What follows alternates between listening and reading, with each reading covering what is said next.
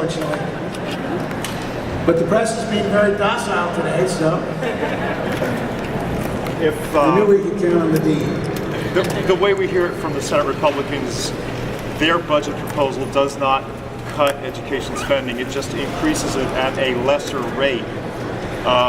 What's the problem? First of all, it does not increase education spending. There's no increase in the basic education subsidy. That's number one.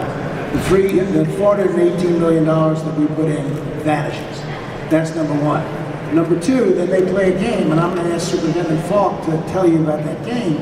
They play a game using stimulus funds to make up, they roll back education funding essentially, state education funding, back to the 06, 07 levels. And then they buttress that with stimulus funding. But when the stimulus funding goes away in 2 years, there'll be a massive deficit for our schools. I'm going to ask Superintendent Falk to pick up on this.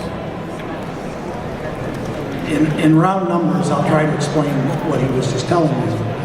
Stimulus funds for Otto Elbridge may amount to $400,000. If that money were used to backfill the budget and allow us to have a level funded subsidy this year, in 2 years that $400,000 is gone from the stimulus money. Now we have a $400,000 deficit, keeping in mind that inflationary costs, teacher salaries, and just day-to-day expenses have increased over those 2 years. So 2 years from now, not only would we be looking at needing an additional $400,000, but I would also need 3 to 4% per year on top of that to cover the additional inflationary costs. I don't have those dollar amounts in front of me, but we would have had a significant increase, close to $450,000 based on the funding formula. I would have made plans for reduced class size even more and additional program offerings. So it's important to understand. It's important to understand you lose two things. One, you lose our increase. There is no increase at all. And then two, because they use stimulus funds and take away state funds, in 2 years there's going to be a massive, massive hole in every school district's budget because they're back to 3 years ago, funding at 3 years ago level. So that's how they get hurt both ways. They don't get the increase, and the costing out study mandates the increase. If we're going to be true to the legislature's own costing out study, they don't get the increase, and then when stimulus funds go away, there's a gaping hole.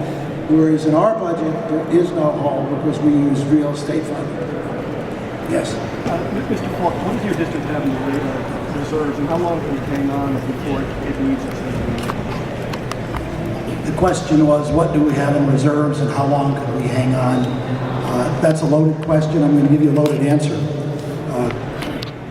By law, we are only required or allowed to have maximum of 12% fund balance.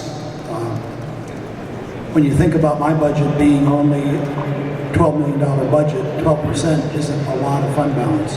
But we have costs that we need to cover down the road, such as increased costs for retirement, not only the increase that we're going to see in the retirement contribution at the district level, but also cost for retiring employees that were negotiated in collective bargaining agreement. So we have a fund balance that we're allowed to have. We have some reserves that we have for costs that are projected. However, it would not take long for us to spend those dollars, and I need to let you understand this. I don't plan on having my district spend down our well-planned and well-saved dollars. If we continue without a budget, and you heard me say, do it right and take time. I'll borrow money on a revenue anticipation note and use those funds rather than spend down what small fund balance we have. Governor, if the budget that you're advocating passes and there's that stimulus money, and in the case of your district, $400,000 in extra money, that money is still going to disappear in 2 years after you've hired more teachers or done whatever else you're going to do with the money. Don't you still end up with a gaping hole? The gaping hole will be significantly less than it would be under the Senate plan, significantly less, because we're going to continue to fund under the costing out study, and those dollars will act as the shield. Yes. Governor, these people clearly agree with you, but maybe only a handful of the lawmakers opposed to your position holding up the deal, if you will, so to speak, are here today hearing Mr. Crosby's comments. So is that your hope that what he said will change their minds? Well, not just that, hopefully the legislators will, and I'm sure that Representative Roebuck and Senator Dinniman will tell their colleagues on both sides of the aisle what they heard here, not just from Bill, but from Mr. Jennings. The legislature should take great pride in what Mr. Jennings just told us, because I didn't do that alone. The legislature agreed to every step of that increased funding. So they're as responsible for these gains as I am. But they should also heed what Mr. Jennings said and what Bill said. No more cuts, and we've got to keep going forward. We cannot stop now.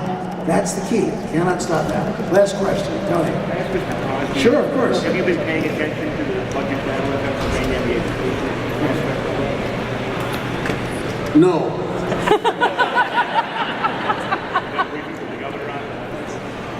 Yes. It isn't difficult, though, because this goes on all across the United States of America.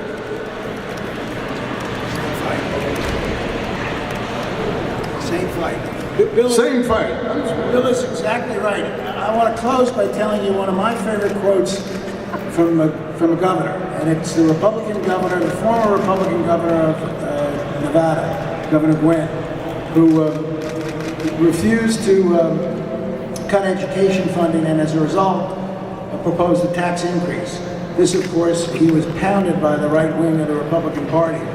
And he said, "They tell me that by proposing a tax increase to avoid cutting education spending, I'm a bad Republican. But if I didn't do it, I'd be a bad grandfather." I think the choice is clear, ladies and gentlemen. We've got to be good grandfathers and grandmothers and mothers and fathers and aunts and uncles. No more cuts. Let's keep education going and growing in Pennsylvania. Thank you all. And Mr. Jennings will be available if any of the press wants to talk to him. Thank you all very, very much.